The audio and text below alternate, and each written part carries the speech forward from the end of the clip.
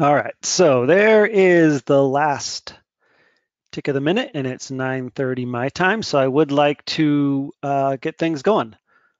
Again, welcome everybody that's here. I'm excited to see so many people. We do have one other webinar that's kind of finishing right now, so I'm just going to let a minute or two go by for a few more people to show up. In the meantime, I will introduce myself. My name is Ian Gillespie. I'm president and founder of IGG Software. So I'm the first person who started developing Banktivity, about 15 years ago or something like that. And this is the webinar on envelope budgeting in Banktivity. And it's a subject that I am passionate about because I feel like it can be a real game changer when it comes to managing your finances. Let me go over a few of the kind of house rules, if you will. While I'm presenting, please hold your questions till the end. The reason for this is that it's just easy to get distracted and not be able to focus get out what I need to say, just like what happened now. And I see some questions coming in, so I'm going to just ignore the questions. But at the end, there is a dedicated question and answer. This presentation is being recorded, and you will be receiving an email automatically with a link to watch the recording a little while after the webinar ends. That being said, I think I will really get going into the meat of the presentation then. So I'm going to commit to my slides here. Full screen, excellent. Mastering envelope budgeting with Banktivity. So I assume that everybody is here because they want to improve their finances, or they want to make some kind of change about their finances, or they have some goal. And my goal, myself, for today is that I hope you leave this webinar with a much better understanding of envelope budgeting, a better understanding of how envelope budgeting works in Banktivity, and how it's going to help you hit some of your own goals. So here's what the topics are like that I'm going to cover. I'm going to first talk about sort of the need for envelope budgeting and just go over a couple examples of why people might need envelope budgeting. Then I'm going to talk about kind of, what exactly is envelope budgeting? Are we talking about, real physical envelopes? Are we talking about manila envelopes? Are we talking about something in Banktivity? Yes, we're going to go over that, what it exactly is. And then I hope to spend most of the time doing a demo, and we're going to focus specifically on setting up a budget and run through a couple scenarios of what happens after that budget is set up. And then there'll be time for some questions and answers. All right, so the need for envelope budgeting. Well, this is why you need envelope budgeting. Envelope budgeting keeps you on track at the big picture level. So make sure that your finances are doing what you need them to be doing over the kind of the long haul, if you want to think about it in a time frame of years. But it also helps you answer your day-to-day questions that come up. Here's a couple examples of these questions that you might need to answer on a daily basis. After we pay bills, how much do we have for eating out? I know this was a very common subject in my household, kind of before we started doing envelope budgeting several years ago. And here's another one. Can I afford some new clothes this month? If I go out and, buy that fancy pair of jeans for $100, what does that mean for the rest of my budget? Or how much do I have saved for summer travel? You might be, you want to do some traveling this summer. You got a vacation planned or a road trip maybe, but how much money do you have socked away for that? So you need an envelope budget to help you answer these types of questions. All right, so now let's just kind of talk about what exactly is envelope budgeting. First of all, it is a plan for your money. If I had to sum it down to kind of one sentence, that would be it, a plan for your money. It focuses on how you're going to spend your money going forward, not analyzing the past. This is different than more traditional budgeting where you say, hey, I only want to spend, let's say, $500 on groceries. And then at the end of the month, you look, oh, well, how well did I stick to my budget? And you go, oh, looks like this month I spent 600. Oh, darn. Okay, next month I'm going to try some things differently. But at that point, you've already overspent the budget, and it leads to being off track right away. So envelope budgeting is different in that it really is about what you're going to do with your money. It's a plan for your money. When you start out with envelope budgeting, and really the whole time that you are envelope budgeting, you only spend the money that you have right now. You don't get to start spending money out of the paycheck that you're going to receive next week. It's about only spending the money that you have right now. And that's really one of the ways it can be so powerful in helping people get out of student loan debt, get out of credit card debt, pay off their mortgage faster, all these different things. Now, I also want to point out that envelope budgeting is very flexible. And this is important because budgets are always changing. I have yet, I feel like, to have a just kind of typical month of spending where everything is just goes as expected. There's always something coming up. The car breaks down. One of your kids, you decide to take them to the orthodontist that month. Something comes up that ends up affecting your budget. And envelope budgeting really allows you just to kind of handle these changes that occur, and just it allows you to be flexible and keep moving forward. And last, I just want to point out that in some crowds, people call this zero-based budgeting. So if you're on the internet and you see people talking about zero-based budgeting, you can kind of file away in the back of your head that they essentially mean envelope budgeting. All right. So I like to think of envelope budgeting as kind of grandma, old school cool. My mother-in-law's mother did envelope budgeting, and she got paid. She would take her check from her paycheck. She'd go to the bank. She'd cash it. And then she would put her cash into different envelopes. And each envelope had written on it sort of what the point of that money, what that money was for, what the plan was for the money that was in that envelope. So she might have one for rent, groceries, gas. Now, she didn't have one for a cell phone because this was pre-cell phone days, but you get the idea. So this is the kind of where envelope budgeting came from. It's not a new idea. In Banktivity and the kind of the modern day now, cash is becoming used less and less. And so we don't expect people to really cash out their entire paycheck and have 15 envelopes spread out on their desk and put the cash into each envelope. Banktivity handles it all for you virtually. But the concept is the same. You're going to put money aside for a specific purpose. So here are some of the main principles. You're going to take the money that you have right now. That's how envelope budgeting starts, with money you have now. And then you're going to prioritize it. You're going to say, hey, I know that, one of the most important things that I do is I pay my mortgage or I pay my rent because I want to have, literally shelter. And then it might be, okay, after that, I know I need to be able to buy groceries. I know that I need to be able to drive my car to work so that I can keep making more money. And so you're going to put money into these different envelopes based on these categories: one for rent or mortgage, one for groceries, one for gasoline, whatever your situation is, one for your cell phone. You can have any number of categories you want. You can customize the categories, anything. You can change them to be anything you want.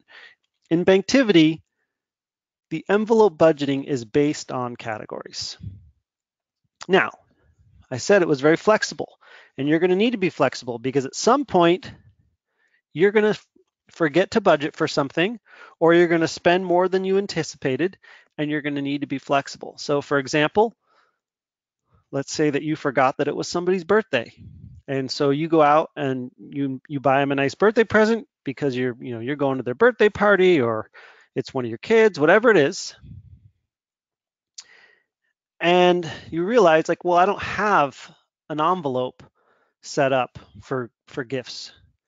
And so you spend some money out of this gifts category, but there's no money there. Well, what you need to be able to do is then transfer some money into that gifts envelope so that you do have money to spend. Or if you've already spent it and it's in the negative, if you will, because you spent money out of an envelope, but there's no money there to begin with, you need to add some money to that envelope to kind of bring it back up to the 0 level, the minimum fill level. Or maybe it's just that you overspent in a category that you have already budgeted for, like groceries, and you just need to add some more money into that envelope so that you can keep buying groceries. The important thing is when you add money to one of those envelopes, it comes out of another part of your budget. So you don't get to just keep spending and spending and spending without thinking about where that money is coming from. And then you're going to rinse and repeat. You're going to get paid again, so you're going to have some money.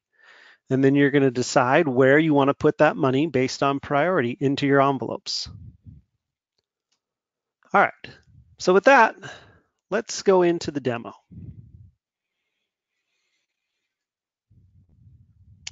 Close this out here.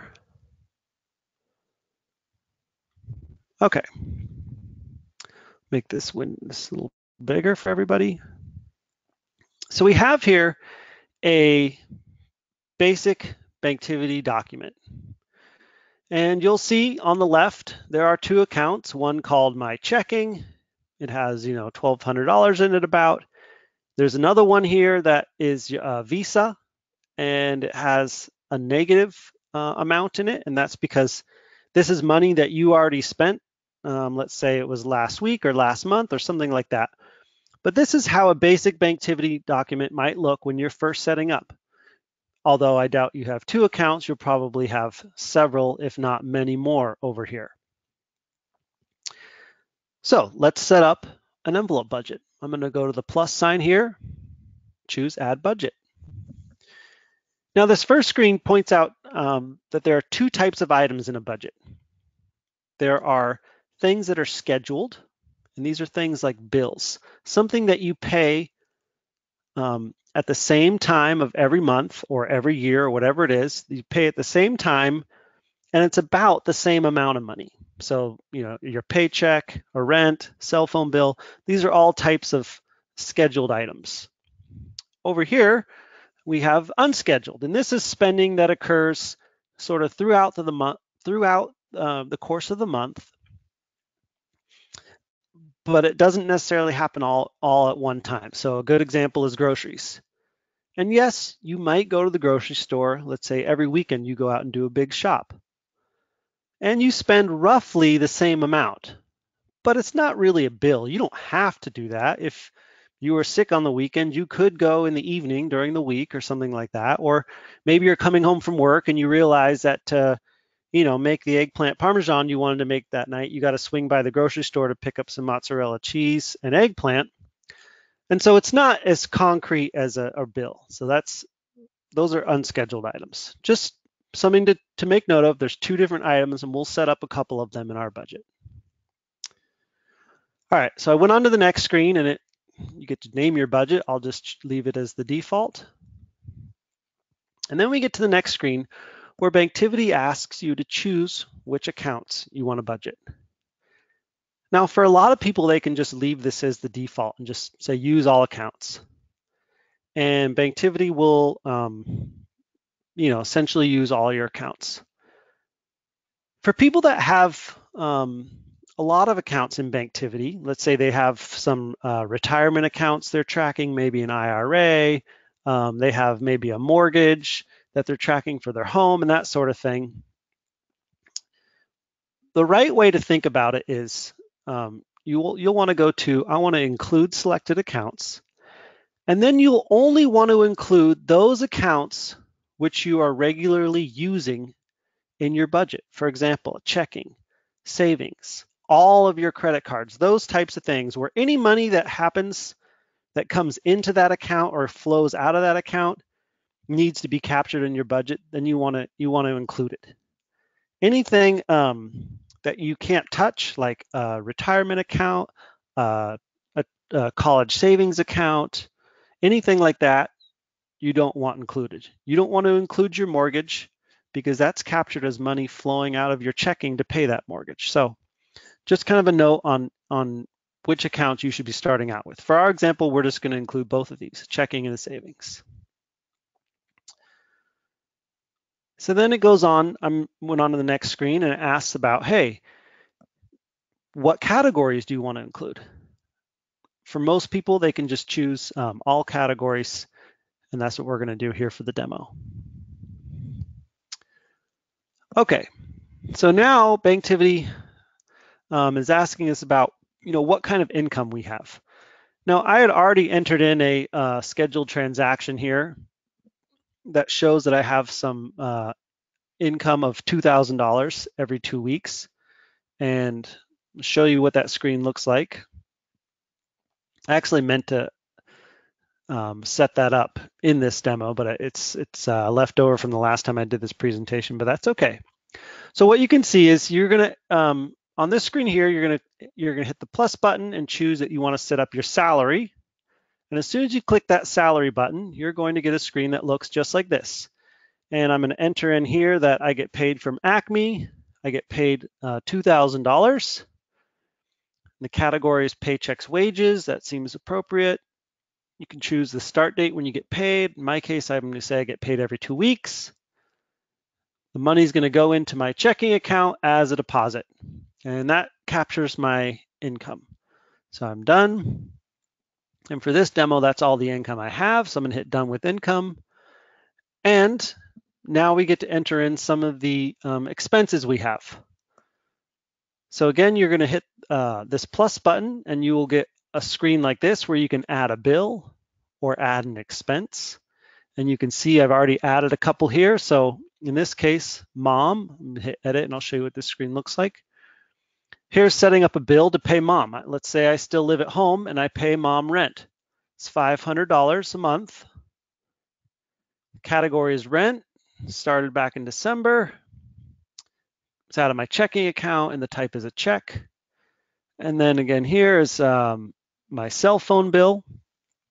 AT&T, $100 every month. This one is out of my Visa, and this is a withdrawal. So that looks all good, but let's add another one. Let's say that, I know I need to, so I'm going too fast here.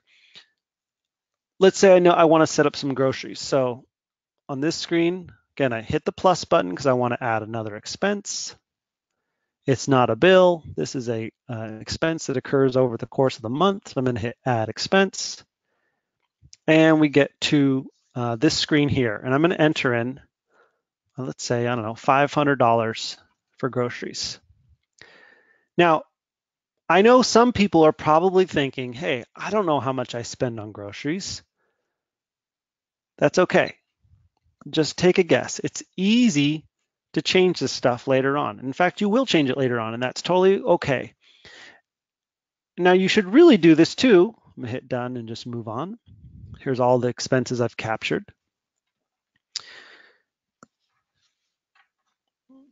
You should do this for every expense that you can think of, whether it's your cable bill, your auto insurance, gasoline, all these types of things.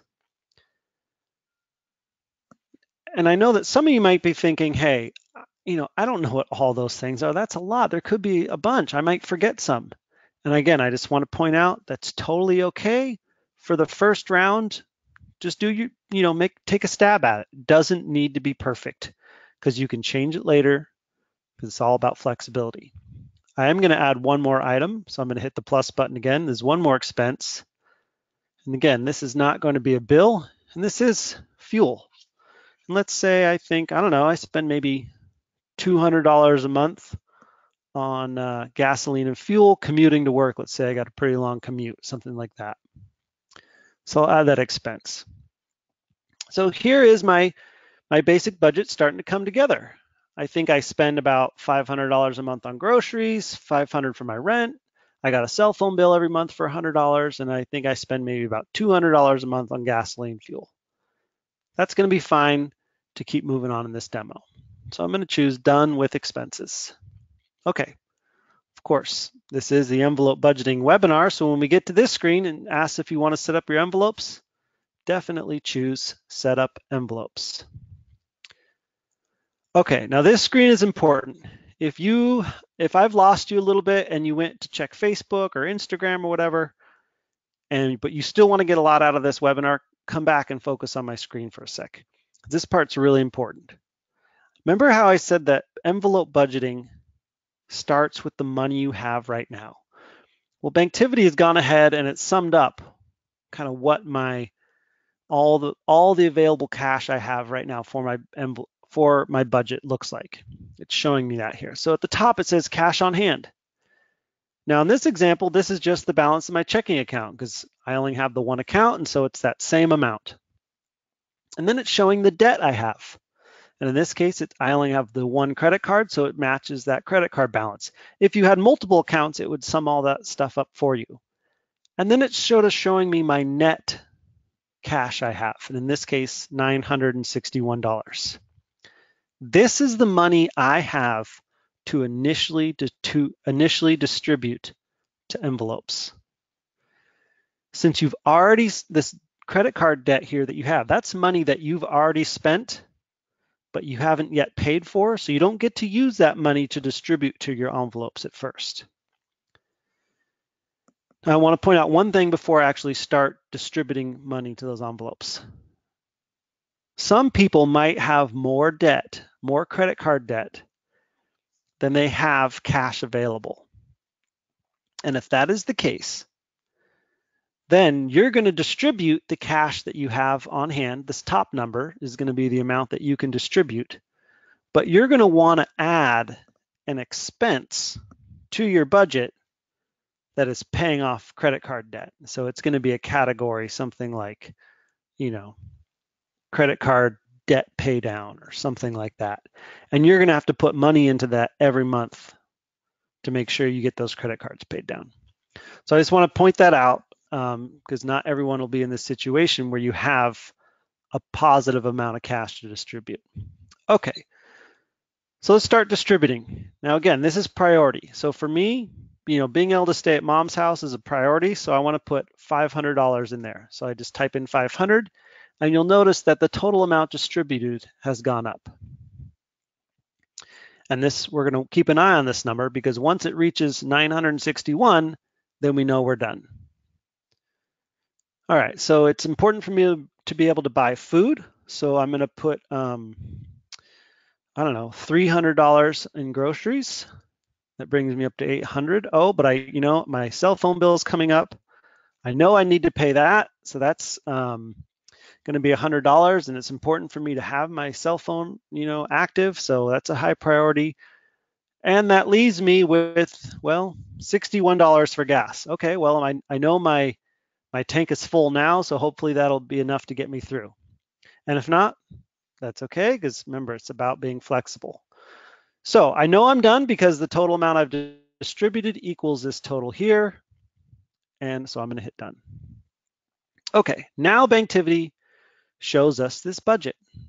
So I'm going to take a little time just explaining this screen, and then we'll kind of dive back into the details of the envelope budgeting and what happens when we start spending and doing some other activity in Banktivity.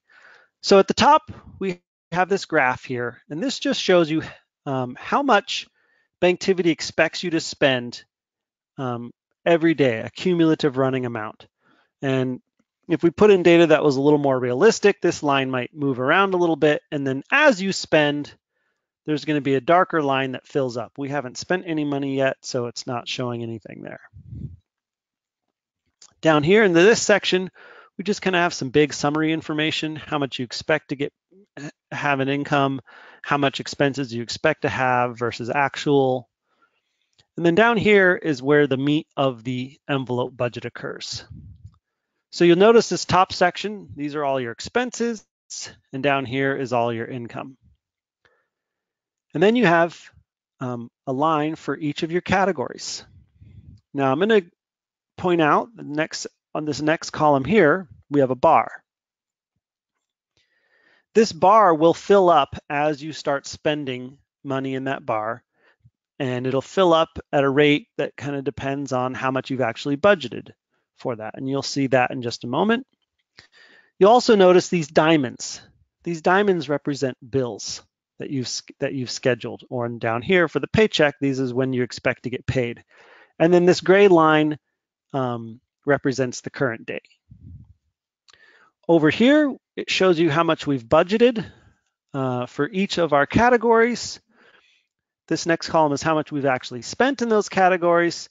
And then over here is how much money we have in our envelopes.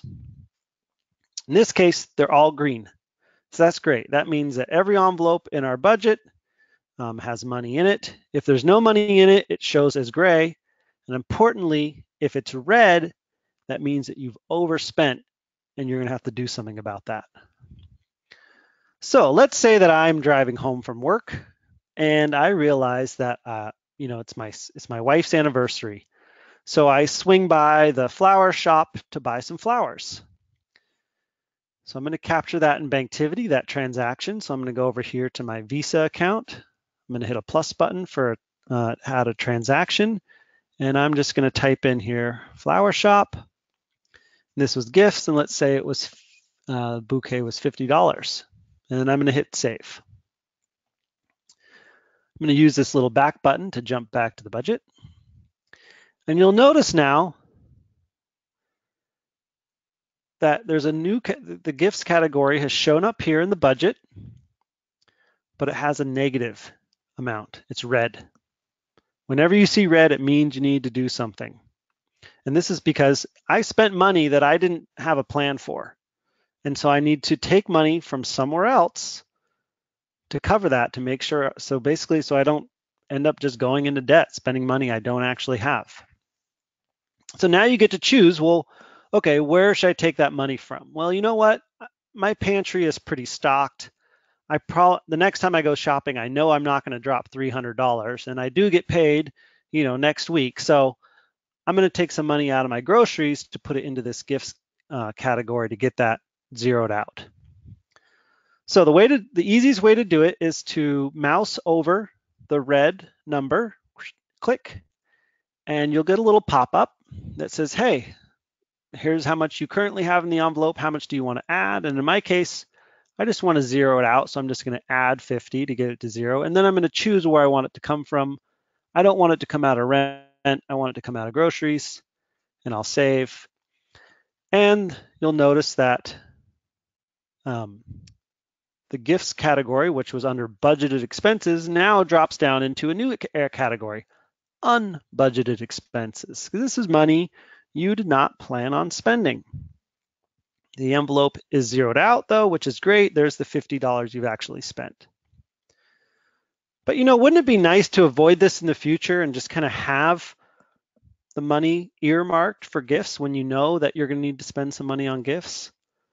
Well, Banktivity makes this really easy to adjust an amount right here from within the budget. So it says here, budget for this. In fact, any of these numbers, when you mouse over them and they highlight, means you can click on them and get a little pop over and make some changes. But for gifts, I want to budget for this. But wait a minute. I don't spend $50 every month on gifts. It varies a lot. So, for example, in December, we spend a lot on Christmas gifts and such. But we have an anniversary this month, and then maybe, it's a birthday in the middle of the summer. Well, Banktivity has a way to budget for these sort of irregular amounts. So instead of it being every month, go down here and say custom. And now you can just choose how much you want to budget for each month. So I'm going to say, okay, well, when it's January, I'm going to budget, let's say $50 for the anniversary. And then in June, let's say there's a birthday or something, and I want to budget $100 for that. And then December, for the holidays, I'm going to budget, say $250. So you can enter in amounts here for whatever makes sense for you. And then I'm going to hit save. Okay, now gifts jumps back up to the budgeted section because yes, this is something you have budgeted for, and so that's where it belongs. You'll notice the bar is red. Don't worry about that too much, really, because you said, hey, I want to budget. I budgeted 50 and you spent 50, but we did it all at once over the course of the month. And so it's sort of saying, hey, we thought you were going to spend this amount over the course of the entire month. You did it all in one quick moment. So don't worry. Don't get hung up on that. Really, when it comes to envelope budgeting, you want to be looking at this column. Do I have money in my envelopes? And do I have enough for the upcoming expenses? Now, I want to cover a couple of things, a couple of more things with envelope budgeting before we go into the questions and answers. These are things that have come up pretty frequently in the past. And one is people wonder, do my amounts roll over month to month? And the answer is yes, absolutely. If they didn't, it would be a horrible envelope budgeting system. So let me kind of show you what, February would look like. You'll notice up here in the budget, it shows me the current month that I'm looking at, but I can use this arrow to actually move forward to see what next month is going to look like.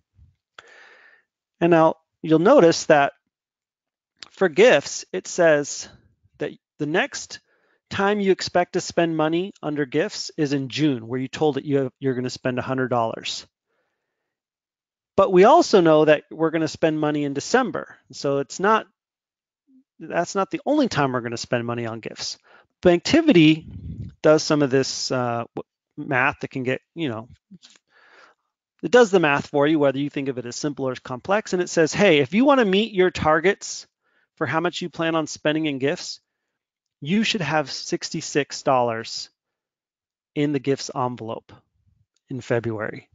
So when you get paid in February, okay, I'm going to put some money in there. All right, so I want to point that out, that if you have these irregular items, something that occurs, once a year or a couple times a year, Banktivity will give you a target of what you need to get that envelope to make sure you have enough money in that envelope when the expense actually comes around. So I'm going to just go back to the current month now, because no envelope would be complete without kind of replenishing the envelopes. Sorry, no budget would be complete without replenishing the envelopes. So let me show you what that looks like. Let's say that I get paid. So I'm going to go to my checking account and I'm going to capture what that paycheck looks like. It's Acme paychecks. Wages is the right category. The income is 2,000. So I'm going to hit save. And again, go back to my budget. I could use the back arrow or just click here. And you'll notice some big green numbers up here. To distribute, 2,000. Banktivity detects, hey, you got paid. You have money to distribute to your envelopes. Now, there's a couple of ways to do it. There's a way that's fairly automated, where you can click here and say to distribute, and Banktivity will show you all of the categories that you've told it about that you want to distribute to, and you can enter in the amounts here, or you can hit the distribute cash button and it kind of flies out all the money for you. It tops off all your envelopes, and then you still have some that you're going to have to distribute by hand because it doesn't know how you want to do that. And that's a fine way to do it. I'm going to show you the way that I actually do it personally, because it makes me think a little bit more carefully about what my intention is with my money. So I'm just going to hit cancel. And what I do is I look at the envelopes here and I distribute directly to these. And I say, you know what? I'm going to need to fill up the tank real soon, and I want to have enough money in my gasoline envelope for I think probably for the rest of the month. So I'm going to click here and I'm going to put $200 in there. And the source of funds is paychecks and wages. And you'll notice that the amount to distribute goes down. And then you know what? I know I'm going to have to pay mom $500, but I also want to have another $500 already socked away for that, so that the next month I don't even have to worry about it, and I'm not feeling like I'm living, paycheck to paycheck, and I actually have some reserves saved up there. So I'm going to hit save, and boom, now I have $1,000 already saved up towards my rent. And then I do that manually for all my different categories, and I have a good amount. And it maybe takes me 5 minutes or something like that, because I also know that I'm not going to get it exactly right, and that's fine. I'm going to, I'm going to forget that, there's something going on this month that, we want to make a donation to some organization that's important to us. And, okay, so I'm going to have to take some money out of somewhere else to cover that. Like, it's okay to not get it right. What I do make sure I do is that I just distribute all my money. And if I have extra to distribute, I have an envelope called emergency fund, and I just, I'll put some of the money in there so that I always know what my emergency fund is at. I'm just about to open it up to questions and answers, but I want to just point out one last thing. I would argue that for most people attending this webinar and many people out there in the world, when they need to see if they can afford something, they look at the balance of their checking account or maybe their Visa, and they go, oh, I only have $300 on my Visa. I know the credit limit's $5,000, so yeah, I can definitely afford something. So when your friends call you up and say, hey, we're going out to dinner tonight, are you in? You can look at your Visa and you'd say, yeah, I'm in. I only got $300 on there and I got $3,000 in my checking account. Yeah, that's great. I'll see you there. With envelope budgeting, that is not what you want to do. Because when you look at these numbers here, they're totally out of context of what your plan is for your money. So what you really want to do is look at your budget and you'll see, wait a minute, I didn't actually budget any money for going out to eat. I want to do that. So this way you can say, yeah, I'll be able to move, let's say, $50 out of the gasoline and fuel envelope because I kind of overfilled that in my first attempt. And I'm going to need to put some of that into the dining out envelope. And I will just so if some people are wondering, well, how do I get the dining out envelope to appear here? What you want to do is just go to Edit Budget. This brings back this budget assistant that we already went through. And most of the screens, you can just click Next and go through because nothing has changed. But when it comes to expenses, you can choose Add. You can choose Dining Out. And let's say you want to spend $200 a month on dining in restaurants. And be done. It sees if we want to adjust any of the amounts in your envelopes. You don't want to do this unless there's been some kind of error. In this case, there hasn't. These are just showing you how much you have in those envelopes. Yep, looks good. Done. And now we see, okay, we've budgeted $200 for dining in restaurants, but we haven't put any money in. So click the gray. Let's put in $50 from the gasoline. And we're good to go. We can meet our friend at the pub because now we got some money for that. So when it comes to envelope budgeting, it's a hard concept to break, but it's a hard concept to embrace, I should say, but you really want to look at these envelope values when trying to make decisions about, can you afford to go out to eat? What about clothing? Do you have enough money saved for your summer travel? That sort of thing. The only time I say to really look at these accounts is if you're going to pay, let's say, your Visa bill one month, and you're going to transfer over, $1,000, just make sure you have that money in your checking account or whatever account you're transferring it from. I don't want you to overdraft because, you said, hey, Ian said to just always look at the envelopes. When you're transferring money between accounts, look to make sure the funds are there. But for answering your daily and long-term, financial questions, you really want to be looking at your envelopes.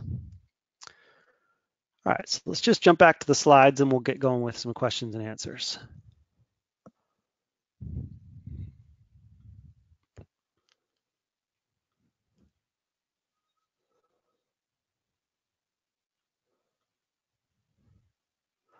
Okay, so just want to review the principles quickly. You start with the money you have now.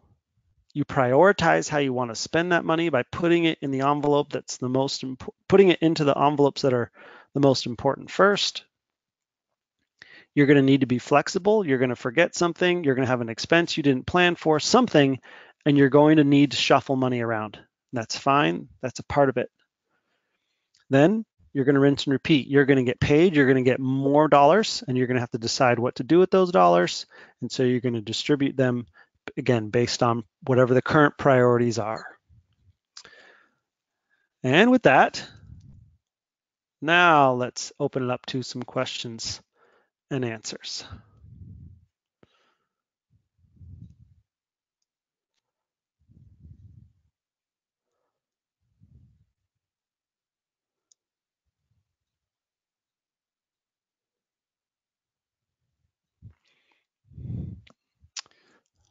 There's a lot of people in here, so I expect the questions to go on for a while. The questions don't show me when exactly they were asked. So I'm going to start. Oh yeah, some were started kind of in the middle of the presentation. So I'm going to look for new questions coming in that happened. Oh, I see. Okay.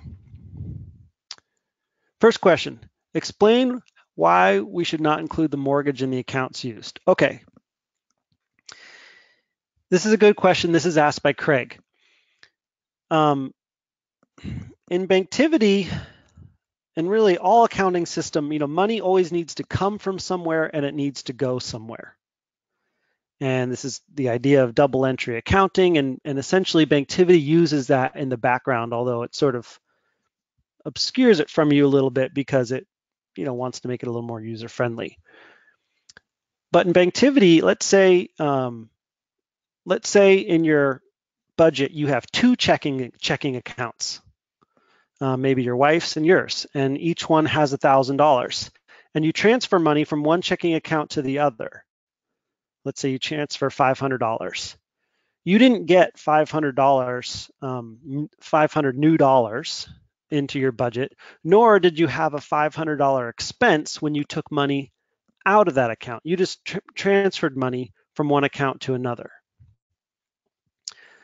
A mortgage is essentially the same, although it has, this interest that gets tracked and that sort of thing, but you're basically going to transfer money from your checking account to your mortgage. And so Banktivity and the double entry accounting system says, well, you didn't really have an expense. You didn't really have income. You just kind of moved money from one account to the other. But for budgeting, we actually do want to think about that as a monthly expense because, most people have a 30-year mortgage, or even if it's less than that, it's something that they need to make sure they have money for every month. And so the way for Banktivity to know, like, okay, I need to treat this transfer out of the checking account into the mortgage as an expense is to you don't include that mortgage in the budget. And then it knows, okay, that money's flowing out of the budget and it's an expense. All right, I'm going to go on to Sophia, I think that's right.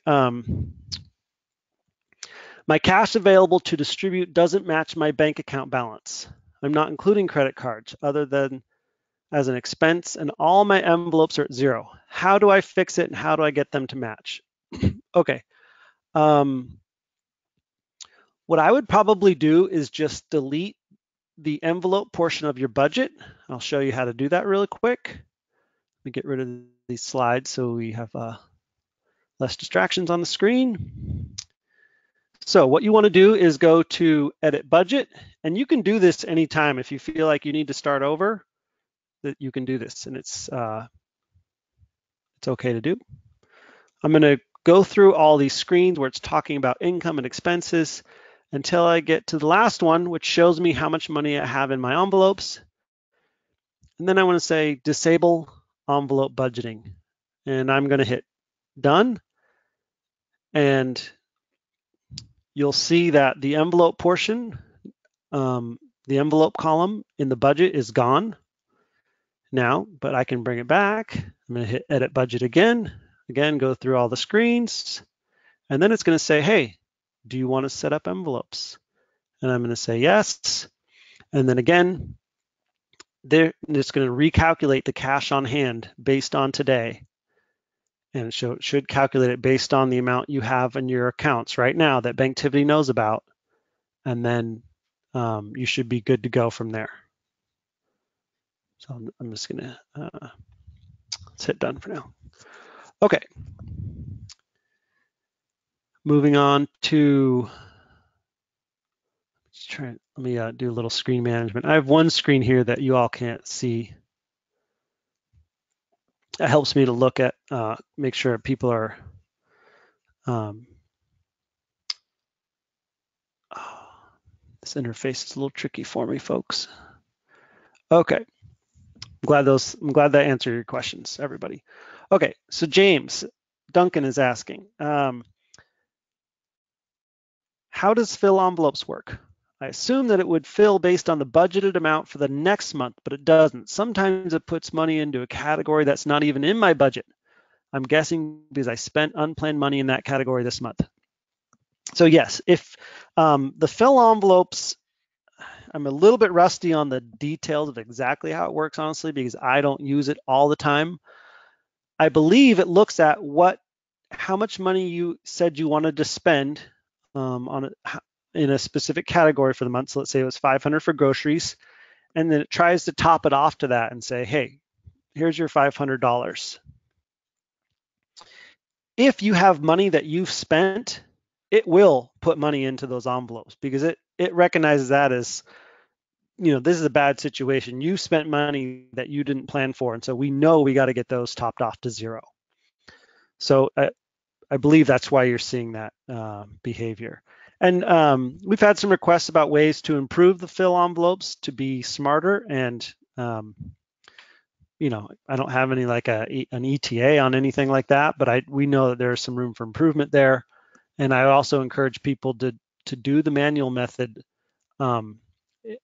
Really, you can do it on your phone, you can do it on your Mac, and it really only takes a few minutes, but it helps you decide kind of exactly where you want to be putting the money each time you get paid. All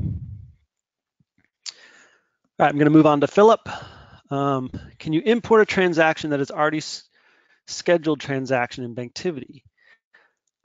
Yes, I believe I understand your question.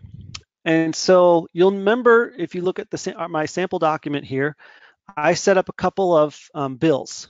I set up one for AT&T, paying mom, and my paycheck.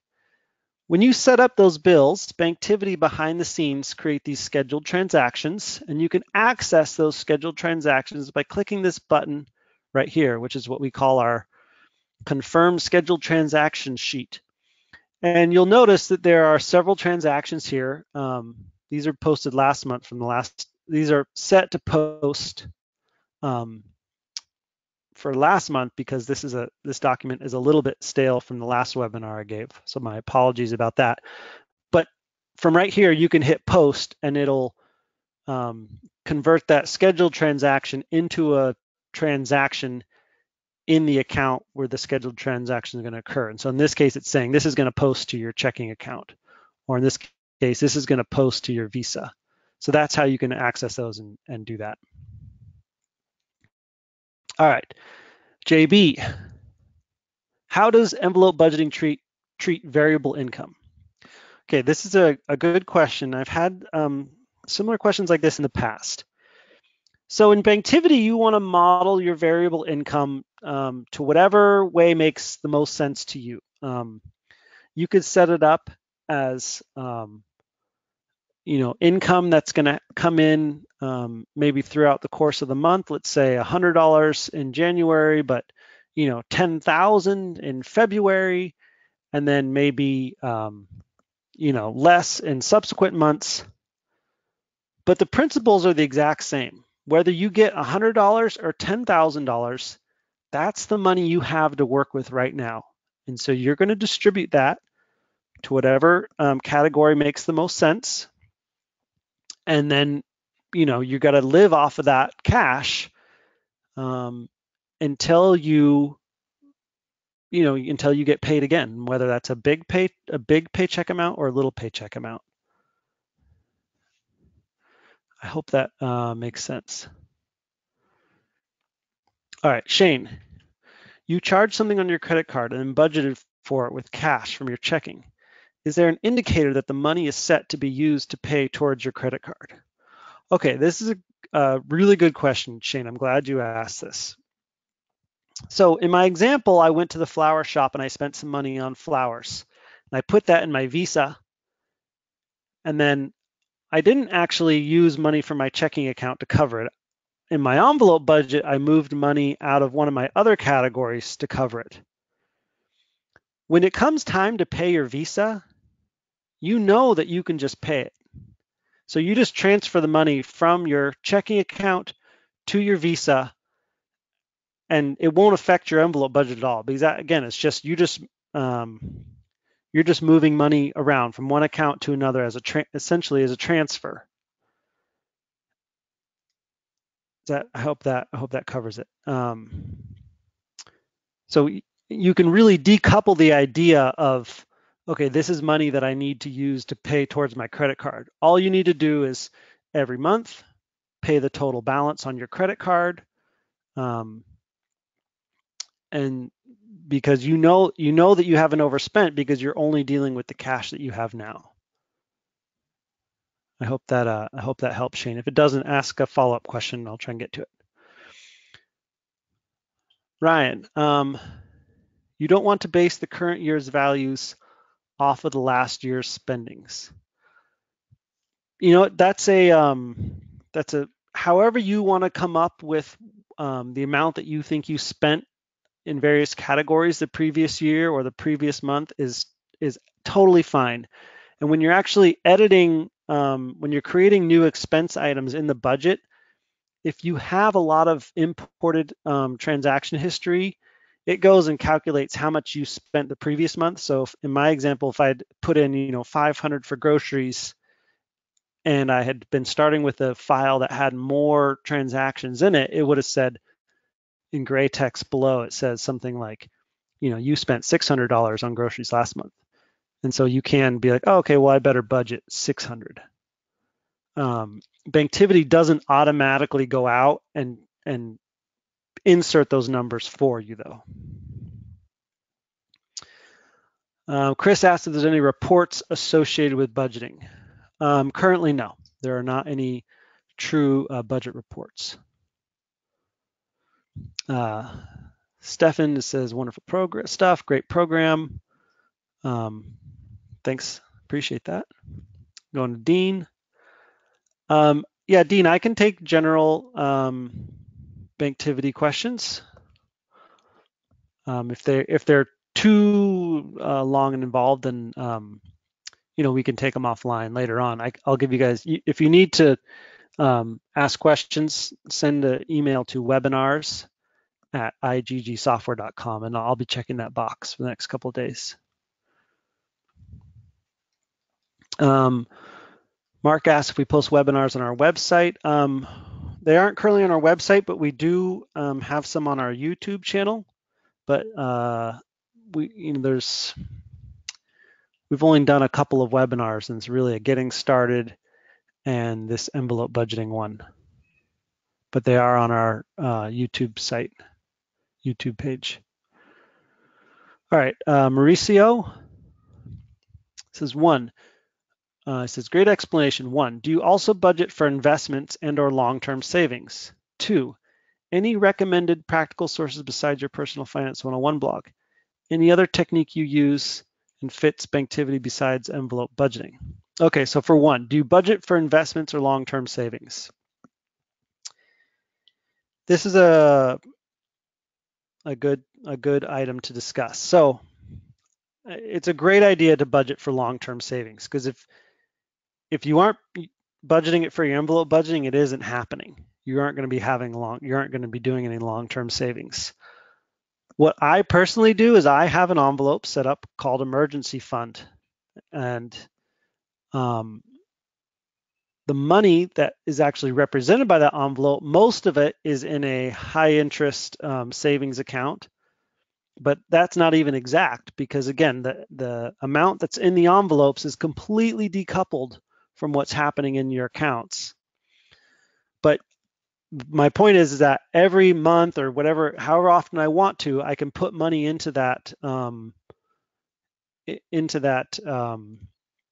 emergency fund category and keep that building up. Now, if you have other long-term savings, let's say you're saving for your kids' college,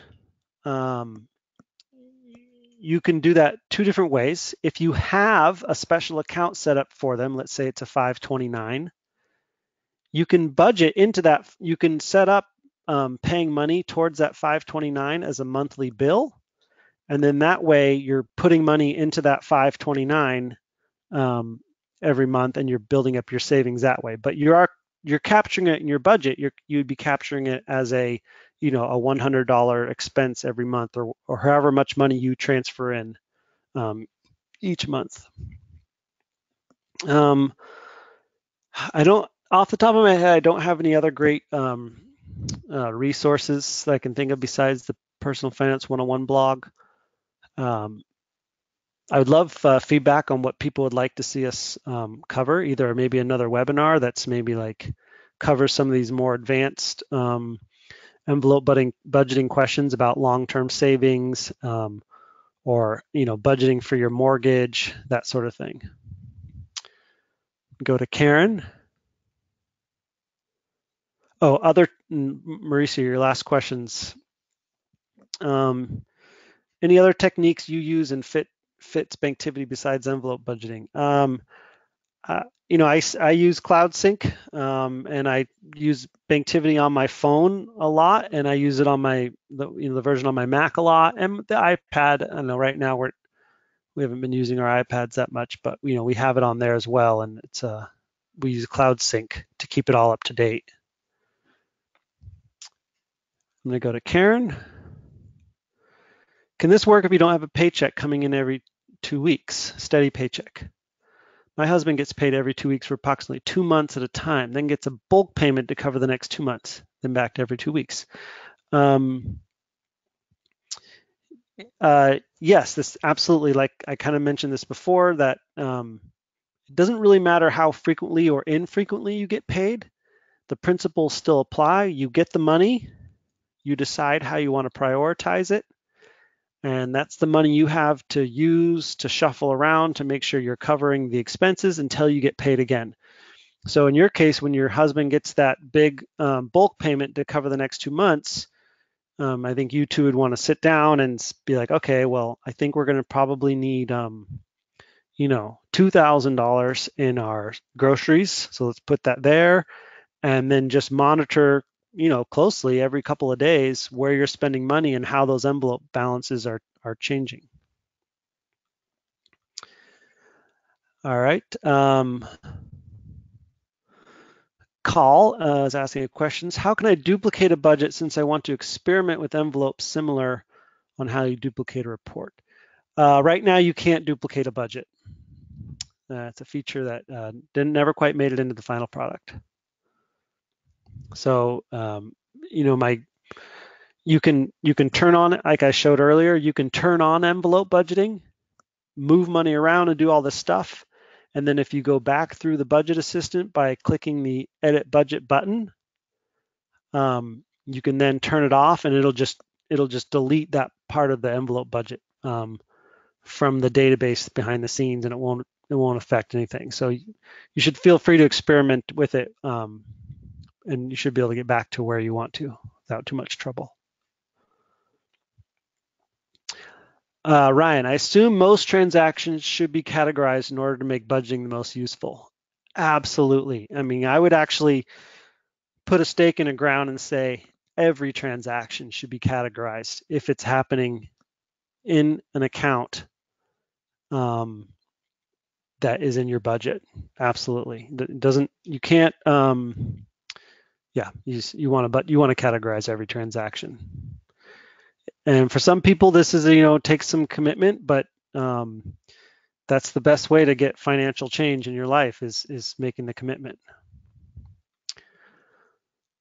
Okay, so this is James. He'd like to request a monthly fill envelopes button for those who budget every monthly. This button would only add the budgeted amount to each envelope and let me manage the overages manually. Okay, fair deal. It's a good request. Okay, Ryan. With budgeting, I should not create any income envelopes, only expenses. You want to just, all you need to do is tell Banktivity about your income. So, and the way to do that is in the budget assistant. So I hit edit budget, I go through, I choose next, and here's budgeted income. Here's where you want to tell it about how you get paid, and you want to just give those a category. And so the default set includes a category called paychecks and wages, and I would use that unless you have a strong case that you need to use a different one or multiple or something. But just by telling Banktivity in this budget assistant that you're going to expect to get this income, that's really all you need to do. And then when you actually get paid in your checking account,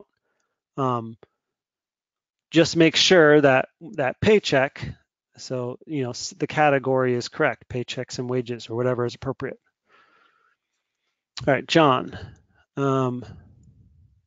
You recommend setting up a budgeted expense category called emergency fund. Correct. I do. I believe that an envelope called emergency fund is a great idea. And I'm just going to say something a little more about this because it is it's a key principle in personal finance. Is that a lot of people say, if you want to make like a major change in your finances, here are like the first two biggest steps, I guess. One is like stop the bleeding. If you are spending more than you earn, like you have to stop that or you're not going to be able to get anywhere. And then two is save up some amount of emergency fund, even it's your first $1,000, your first 500, save up something so that when another expense comes around, that it was really big expense was unexpected, your car breaks down or something, you can do that without having to go back into credit card debt. Now, in Banktivity, I strongly recommend setting up a envelope called emergency fund. And let's say you have, this is where I want to talk a little bit more about it. Let's say you have your regular checking account, your regular savings account, and these are both at, let's say a local credit union or Wells Fargo, whatever. And then you have an online high interest savings account, let's say an Ally, or I think Capital One 360 has a pretty good one right now. And let's say that each of your savings accounts, you have money in your savings account, that's $1,000, and then your Ally account, you have $1,000, and in your checking account, you have $1,000.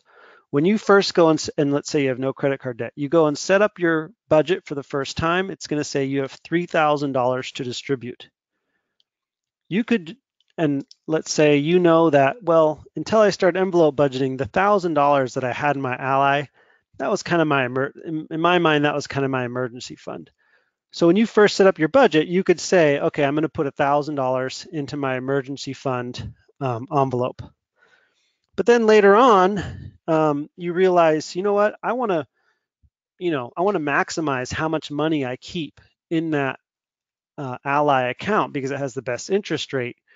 You could transfer some money into that Ally account and you might have $1,200 in there, but you still only have $1,000 in your emergency fund. So that was what I was talking about, the kind of complete decoupling of what's going on in your account balances versus what's going on in the envelope balances. I hope I didn't get too long-winded there. Sorry if I did. Okay, Carol. Do you recommend starting a new document each year, or do you continue the same document for eternity? If you're using Banktivity for the first time, I recommend starting a new Banktivity document and trying not to bring over too much older baggage if you're switching from a competitor. Other than that, you can use the document for eternity. That's the easiest way for sure, because you don't have, yeah. It's hard to set up a new document each year, so I don't recommend it.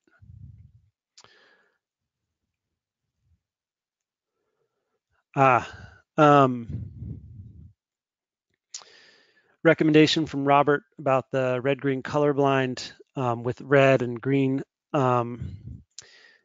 Yes, I'm sorry about that. We also make use of, this is exactly why we make use of the negative mark. So I hope that you can see that okay.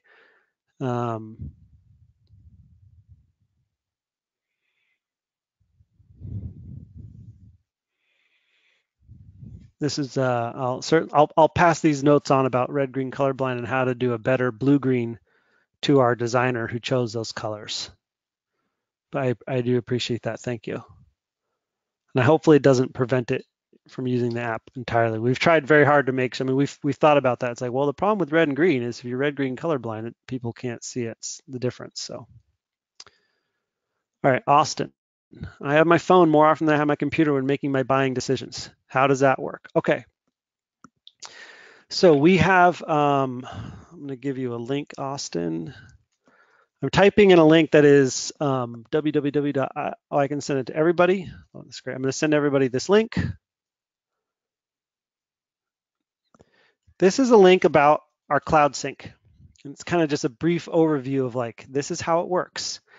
So if you use your phone a lot, but you still have a Mac and you want Banktivity on the Mac is still our most powerful app, but it's not required.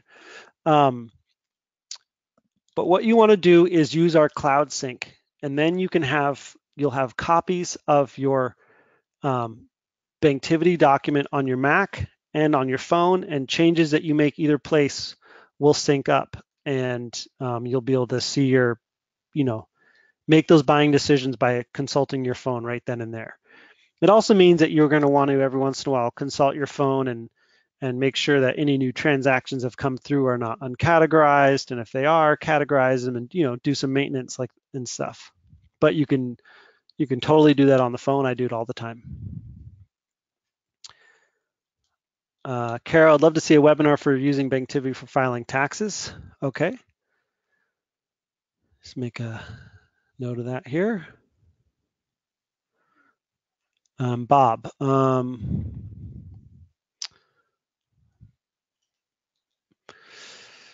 We don't have, he's wondering if there's a user manual available. The inline help floats, so it's hard to perform a task.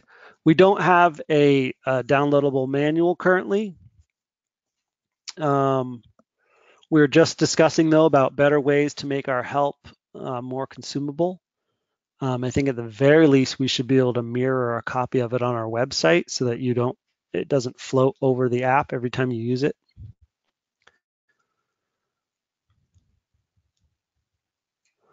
Wayne is asking the same question. Did you address the question about downloading a user manual?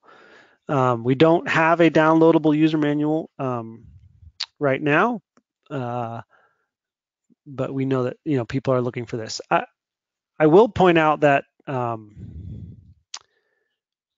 lot of the budget between Banktivity 6 and Banktivity 7 is the same. Not exactly, but a lot of it is the same, and we do have our Banktivity 6 manual available still. So if you want that, email me webinars@iggsoftware.com, and I can send you the link to the version 6 one. That it's things have changed, but a lot of the core budget functionality and all that is the same. Philip, I have my paycheck auto-deposited into a savings account, then transferred to checking what I need to cover to budget. This silently builds the savings account. I noticed when setting up a budget that it captured deposit to the savings as income rather than a transferred amount. Do I need to exclude that deposit as income? Okay. This is, in an odd way, this is kind of related to that question about why do I need to exclude the mortgage account? So there are two accounts that you have there's one account that you have the money coming into. That's your savings, and then you transfer it to a checking. And what you're trying to do, it sounds like, is I only want the money that I transfer into my checking to be the amount that I get to work with in my budget. And um, you can do that. Like the tools are there to do that. What you would do is you would exclude your savings account from the budget, and then your income would be when you transfer money from your savings into your checking account. Banktivity would see that as income in your budget, and that's what you would have to work with. I would argue that it is better to include both the savings and checking account in your budget. You can still transfer money over to your checking account so that the cash is there when you to pay some of your bills and that sort of thing. But what I would do is to capture how much you're trying to save is have an envelope that's called long-term savings or emergency fund or something like that. And that way, when you get paid, let's say you make $10,000, you get paid $10,000, it comes into your savings, and you say, well, I'm only going to use 5,000 of that to cover my monthly expenses. So you transfer 5,000 over to your checking. In Banktivity, it's going to say, okay, you have $10,000 to distribute because you really do. And what you would want to do is say, well, I'm going to put 5,000 right now into my long-term savings envelope, and then I'm going to distribute the other 5,000. Hopefully that's helpful. Okay, I'm going to move on to Craig. He seconds the webinar for Banktivity for taxes. Okay, good.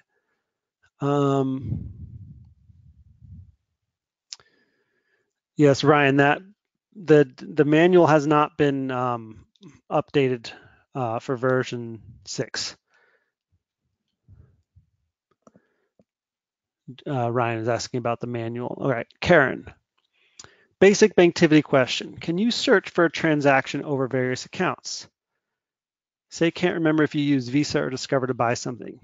Yes, absolutely. In Banktivity, you go over here, the top left, there is a find. Click here and you type in any transaction you type in some letters, it'll search all of your accounts and it'll break the results out by account. Now, if you spent, you're looking for a transaction in a particular account, click on the account and then click the search field up there and do your search. All right, Stefan, see you later. Says thanks for the webinar, signing off.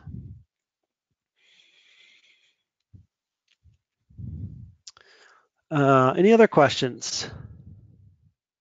You're welcome, Karen.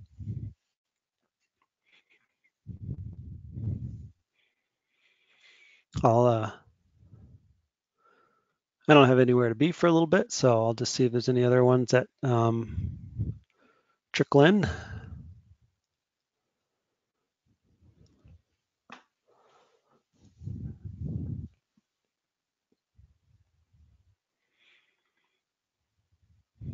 All right, Call, you're asking again about how to duplicate the budget so you can experiment with it. So you cannot, there's not a duplicate function like there is for reports.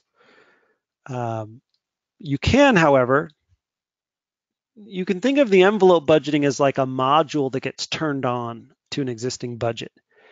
And you can turn on the module and turn off the envelope budgeting module on your budget as many times as you want. It'll reset each time you do, but it won't affect the core budget. So if you want to experiment with it, that's probably what I would do, is just turn it on, look at the envelope, distribute some money, see how it looks, and then and then turn it off, and it'll delete only the envelope budgeting portion of the budget. It'll leave the rest of the budget core untouched.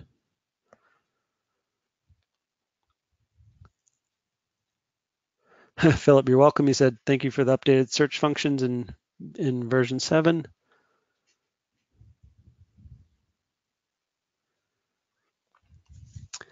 Okay. Yeah, search results are now. Ryan's asking for when we show the search results, oldest are first, and seems like newest should be first. Yeah, I agree. We should make that better.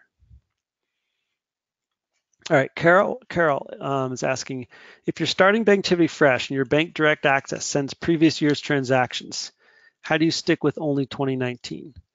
So I wouldn't. I hope I wasn't misleading when I answered your question about starting fresh or not. When you download, you're starting fresh with Banktivity right now, and yes, sometimes when Banktivity is setting up an account, it'll go out and get a bunch of historical transactions.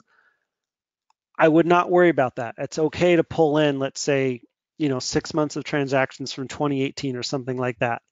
Because when you go to start running some reports on 2019, let's say you use Banktivity for, a little over a year and you're working on taxes next year, you just tell Banktivity that you just want a report of the activity for 2019, and it'll ignore all the previous transactions.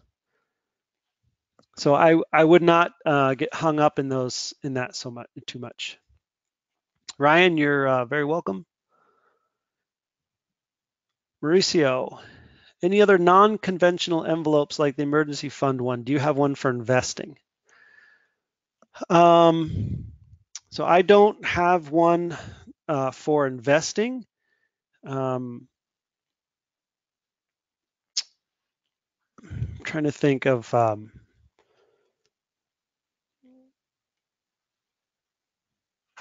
So let's say that you. I guess there's different ways. If you are saving money every month and investing it, and let's say it doesn't matter if it's into a regular brokerage account or to an IRA. Either way, let's say you're moving, $100 a month into it. I would probably exclude if you're not going to touch the savings. Now, yeah, this is what I would do. Let's say you want to save $100 a month into a brokerage account so that you can, buy stocks or mutual funds or whatever. I would exclude that account from the budget, but tell Banktivity about the scheduled transaction that you want to make to fund that account every month. Let's say it's $100 a month. Banktivity will recognize that as a bill.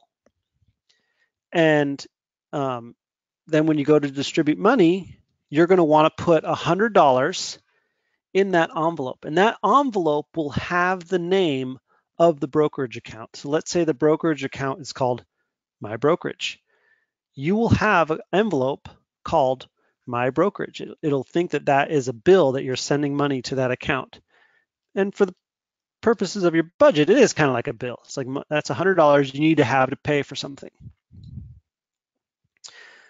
When you then actually post that transaction and make the transfer, it'll do the transfer, and you'll need to make sure that you have $100 in that envelope. And if you didn't, it'll show red, and you'll want to put $100 into there. If, let's say, in 5 years, you really need to get access to that money, and so you transfer a whole bunch of that money out of your brokerage account into your checking account, it would just show up as a big amount of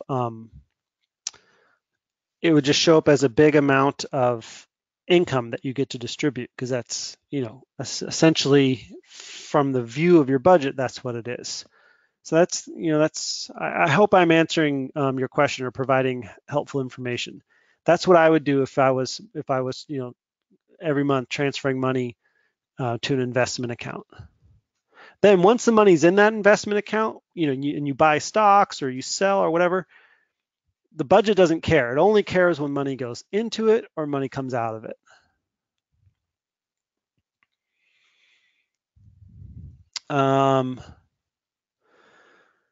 Wayne wants to pull historical transactions into Banktivity from all accounts back to January 1, 2018. There's not a way to control it at this level. When you first set up an account in Banktivity, it depends on how you set up that account. We try and pull a year's worth of data. Sometimes the banks don't have that, though. And so when we try and pull, I think it's like 90 days, and sometimes they don't have that. It really depends a lot on the bank and that sort of thing. Your best bet for getting transactions going all the way back would be to go to your bank's website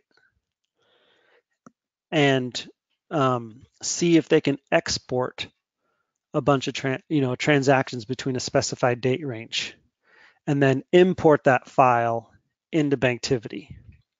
Now, when you do that, though, if you have a Banktivity file already set up, let's say, and you have a checking account, and right now there's $500 of it, but when you set up that checking account, Banktivity only pulled in 90 days worth of transactions. When you go then and download a file that has a year's worth of transactions and import it, it's going to throw your balance way off, because it's going to think that these are all, it's going to sum up all those new transactions, and it's going to put your balance to something out of whack. What you'd want to do then is just go up to here to the account menu and choose adjust balance and enter in, my example, your balance was 500. So you'd say, hey, I'm supposed to have, the balance is supposed to be $500. And then Banktivity will make an adjustment transaction for you to shore up the balance.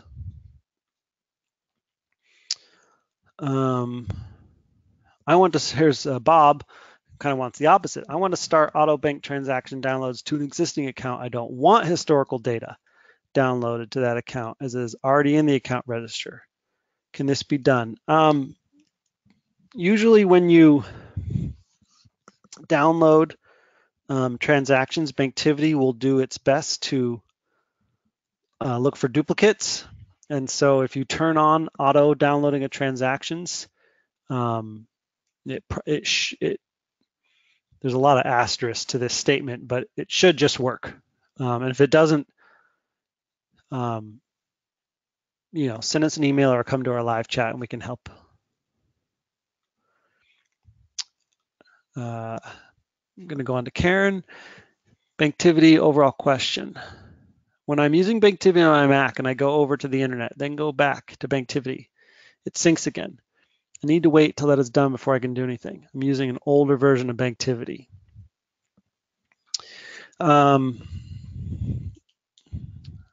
I always recommend people upgrade because it helps keep us in business, and it allows you to have all the greatest, newest, and latest improvements.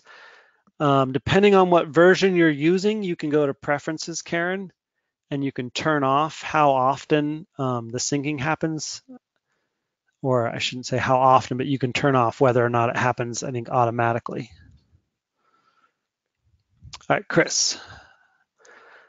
He says, I'm a new user and I want to make sure I have this right. From what you just said about the investment account, it seems to me that the actual moving of the money, investment to checking, is done in the app, not in Banktivity. Banktivity is for reviewing and reporting on the results of the transaction that happen on the bank app. Is that correct? Okay, let me think about the best way to answer this question. So Banktivity is a place, let me rephrase this. You want to tell Banktivity about all of your real life accounts, whether they be checking, savings, credit card, investment, loans. If you own a home, you could think of that as a quote unquote account that you want to track because it affects your net worth. You want to put all that information into Banktivity. Banktivity helps you collate and gather all that information from all of your accounts so that you can see the big picture and make better decisions and kind of see what's going on across all of your accounts. To actually transfer money from one account to another, you would still need to, log into your checking account, say, hey, I want to transfer $100 to my investment account. What you then want to do, though, is make sure that you capture that in Banktivity. Now, if you're using, we have a direct access service that automatically downloads all your transactions. It'll see that and see that transfer and set that up correctly, and you'll be good to go. But if you aren't using, let's say, the direct download and you do everything manual, you want to enter a transaction that represents that transfer. So you want it to kind of mirror all the activity that's going on in your real life.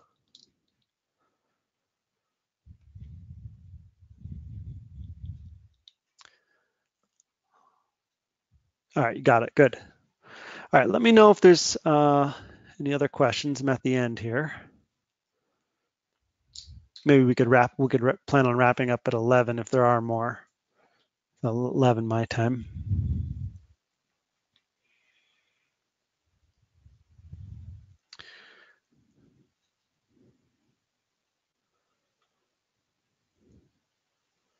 Can you give an overall broad step-by-step to set up your Banktivity?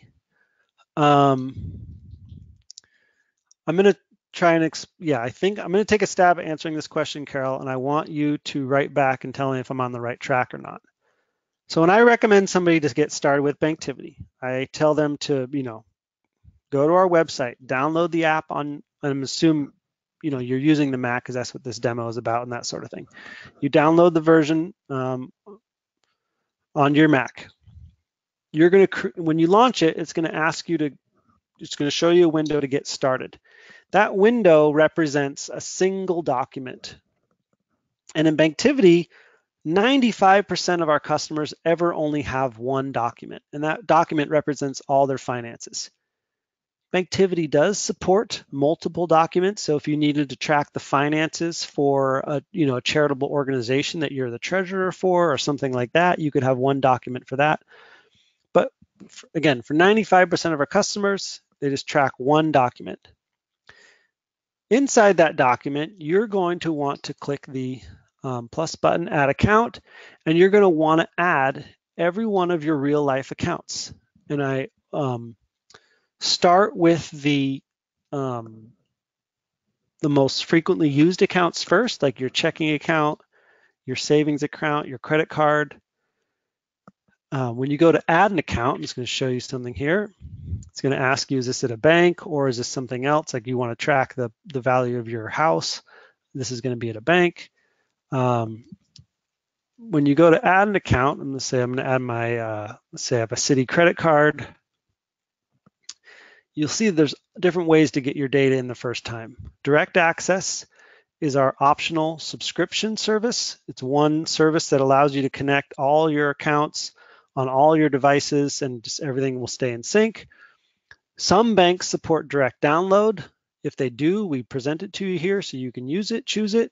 We don't have as much flexibility in making sure that it works. And then you can also do manual where you log into your bank's website, you download a file and import it. Yes, I'm totally biased because we like people using our direct access service, but I'm also honest in saying it's by far the easiest way to get your accounts set up. So start with your checking, your savings, your credit cards. Then you can go on adding some of your more complex accounts like your retirement accounts or your loans. And that's kind of the big first step, is just trying to get all your accounts in there. Hopefully that answered your question, Carol. We do have a getting started webinar as well next week. I think it's scheduled out every week for a while now. And so if you want to attend one of those, Carol, you might find that helpful. It kind of goes over, some of the basics of Banktivity and what it's like getting started.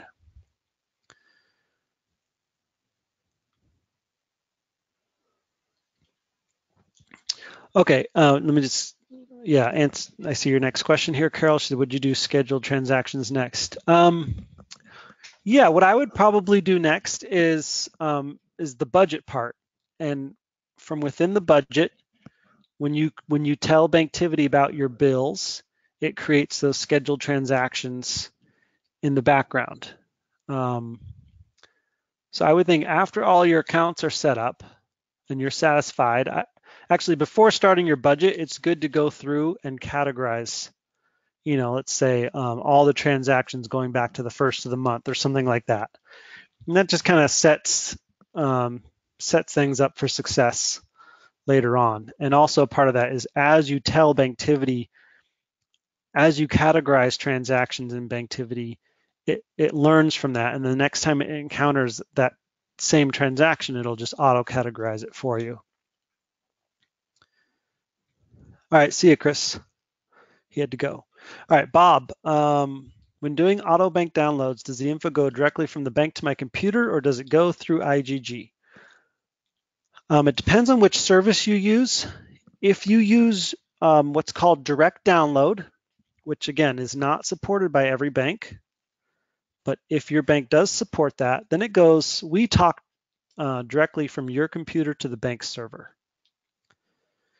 If you use direct access, we have partnered with a company called Yodlee, which has been in the data aggregation space for over 20 years or something like that. And it actually, their servers talk to the banks, and then our server, talks to their server, and then Banktivity talks to our server. So in that case, it does flow through. It flows through our server, but we don't actually store any of the transactions on our server. We're just a pass-through.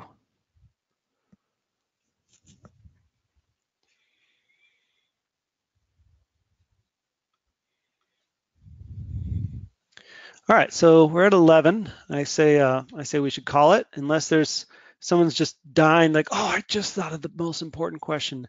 I'm happy to answer another one. Craig, you're welcome. All right, let's wrap it up then. Thanks again for coming. I hope that you have a great rest of your morning, afternoon, evening, whatever time zone you're checking in from.